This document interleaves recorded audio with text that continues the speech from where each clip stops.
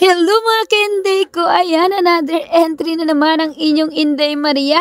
Kahapon nga po pala ay umalis kami dahil naimbitahan kami na pumaten sa isang 7th birthday sa may Baklaran. O diba, napakalayo ng inyong Inday Maria at talaga naman kasama ko pang aking dalawang anak dahil inimbitahan kasi kami ng ninang ni Caleb na umaten daw kami sa birthday ng 7th birthday ng kanyang panganay na anak. In-invite niya kami nung nag-birthday si Caleb kasi nakita niya na wala itong ganap. Charis, say ganon. Habang naglalakad nga kami dyan mga ka-Inday ko papunta sa may banana ay talaga namang umentry na naman ang inyong Inday Maria.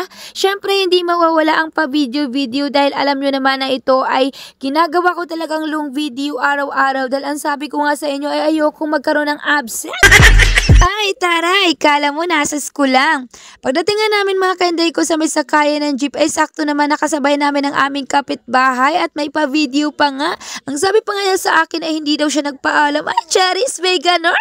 Ang pogi-pogi naman talaga ng iyong Dudong Caleb, oh. May papa-cute-cute pa talaga naman sa camera. Alam niyo mga ka-Inday ko, natutuwa lang ako kasi yung Dudong Caleb ko ay sanay na talaga kapag ako nag-video. Ang bilis nga ng biyahe namin mga ka-Inday ko, palibasa kasi Sunday ay dumating na kami agad sa may Balintawak. O diba, naglalakad nga kami dyan mga ka-Inday ko papunta sa may LRT station kasi doon lang naman ang sakayan. Ang inyong Inday Sofia nga pala ang aming videographer dyan. Pinauna ko siyang naglalakad tapos pasimple lang yung camera at medyo nasisermonan ko pa nga kasi nga ang sabi ko, wag naman masyadong malapit. Lumayo-layo ka naman. Ay, Charis, may ganon. Ang hirap talagang maging feeling vlogger mga ka-Inday ko kasi talagang lalong-lalo na kung cellphone lang ang ating ginagamit, ang hirap-hirap talagang mag-adjust. At ang sabi ko nga dyan kay Inday Sofia mga ka-Inday ko ay magtiis lang siya. Balang araw makakabili din kami ng maayos na gamit para sa pag-video namin na hindi na siya masyadong maiilang kapag nag-video kami dahil masyadong exposed. Bakit na kami dyan mga ka-Inday ko sa may LRT station at syempre dapat meron kaming entry o diba? Akala mo naman mga mag-a-abroad lang o kita nyo naman yung mga outfitan. Ay, Charis, may ganon. Shoutout nga pala sa aking mga hipag dahil ang mga outfit namin mga ka-Inday ko ay talagang sa kanila nang gagaling dahil alam nyo naman ang iyong Inday Maria, hindi talaga kami mahilig bumili ng mga damit-damit at isa pa mga ka-Inday ko, mga branded po yan. Ay, taray, may ganon. Kaya thank you talaga kasi kahit paano ay meron kaming namamanang mga damit-damit at binidyo ko nga ang ating Inday Sofia dyan dahil natutuwa naman talaga ako dahil ang sexy-sexy niya at ang puti-puti pa. At syempre mawawala ba ang entry ng inyong Dudong Caleb? Lagi naman talagang kasama sa buhay-buhay namin yan.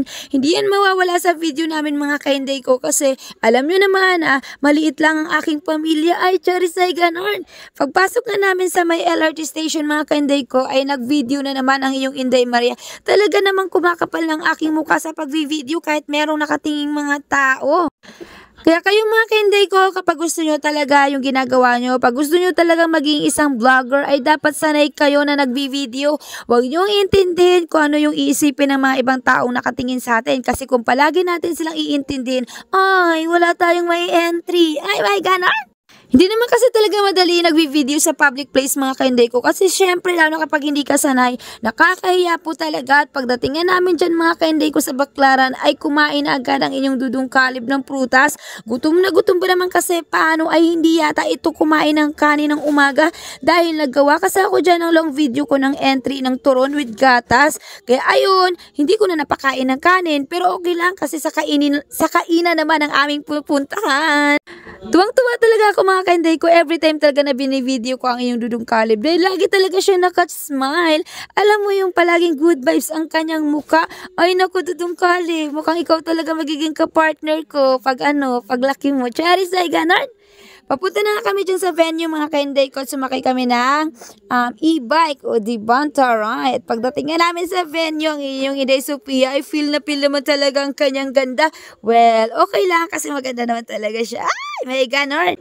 Bibong-bibo nga dyan ang inyong Dudong Caleb dahil pagpasok namin ay nakita niya ang daming mga bata. Alam nyo naman ang inyong Dudong Caleb pag nakakakita ng bata ay akala mo naman talaga ay kasing edad niya na. Charis, ay ganon. Maraming salamat talaga sa nag-invite sa amin sa aking Maring Zani na pag-invite dito sa birthday dahil enjoy na naman ang dalawa kong bagets at syempre nakapag-long video na naman ang inyong Inday Maria. Happy birthday nga pala Janina, ayan. Dahil sa venue mong napakaganda ay nagkaroon kami ng mga magandang picture ni Ate Sofia at naglaro pa kami ng ganda-gandahan. Ay, taray, may ganon. Sumali nga pala kami dyan sa palaro mga kainday ko kasi paano ba naman nagtawag sila na magdala daw ng mami, ate, tita na talented. Akalain mong nagpresenta ako? Charis, ay ganon. Gusto ko kasi mga kainday ko na meron din akong entry dito sa harapan. Ang saklap naman kasi pag pumunta lang ako dito tas wala naman akong gagawin, di ba? Kaya nung nagsabi na magdala doon ng talented doon, ay hindi ko na hinintay na kunin ako. Talagang umakyat na ako agad doon papunta sa harapan mga kainday. Ako umakyat, pumunta pala. At ang daming mga palaro mga kainday ko, nagpalaro din sa mga bata, sa mga magulang at nagkaroon pa nga ng macho dancer dito. Macho-machuhan kasi naglaro lang naman sila ng pahabaan. Yun naman pala ay practice laang, nagtodo effort pa mga kalalakihan. May ganan! Ang saya-saya din mga kainday ko kasi game na game din yung mga parents na maglaro o diba nakakatuwa talaga. Alam niyo mga kainday ko pag pumunta kayo sa mga ganitong okasyon ay wag na wag kayong mahihiya. Talagang sumali kayo ng laro kasi minsan lang ito. At ito nga mga kainday ko nakatulog na ang inyong dudong kalib dahil ito ay alas 5 na ng hapon. At alam niyo naman ang inyong dudong kalib ay medyo hindi yan nakakatagal talaga sa mga ganitong mga ganitong oras. Talagang ito ay oras na ng kanyang tulog. Kaya ayun ang inyong Inday Maria ay syempre napatulog na muna ng anak at ayan, may pa-video session na naman. At syempre kapag kainan mga kainday ko ay hindi mawawala ang entry natin. Dapat ipakita natin na talagang lumalamon tayo. Alam nyo naman mga kainday ko na mas masarap talagang kainin kapag libre. Ay may ganon. Oy, aminin nyo mga kainday ko, masarap talagang kumain pag libre. Kaya kami dyan mga kainday ko ay talagang habang nagpipicture-picturan sila at busy-busy sila sa harapan, ay syempre busy-busy din kami ng iyong dudong kalib sa kainan. Sayang naman kasi mga kainday ko kung di namin ito mauubos. Pero wag ka! Tinake out namin ang aming mga chicken at kinain lang namin ng spaghetti at french fries tsaka ice cream. Syempre naman mga kainday ko, no? Sayang naman, pwede na naming ulam yun ng panghapunan. Ika nga nila, syempre kailangan pag pumunta sa isang okasyon ay dapat maging Sharon Cuneta ay Cherry Sliganar. Dumating na yung mascot ng McDonald's mga kainday ko, no? Ibon pala siya ay Cherry Sliganar. Sa totoo lang mga kainday ko, first time ko maka-attend ng party sa McDonald's kasi kadalasan po talaga ay Jollibee. Kaya yung mga friends ni Jollibee lang talaga ang aking madalas na nakikita. Kaya nagulat naman ako mga kainday ko, si McDonald's pala ang kanilang mascot ay ibon, ay bibe, basta ewan ko. Basta ayun, basta kayong mga content creator na nag-uumpisa pa lang, dapat go-go lang.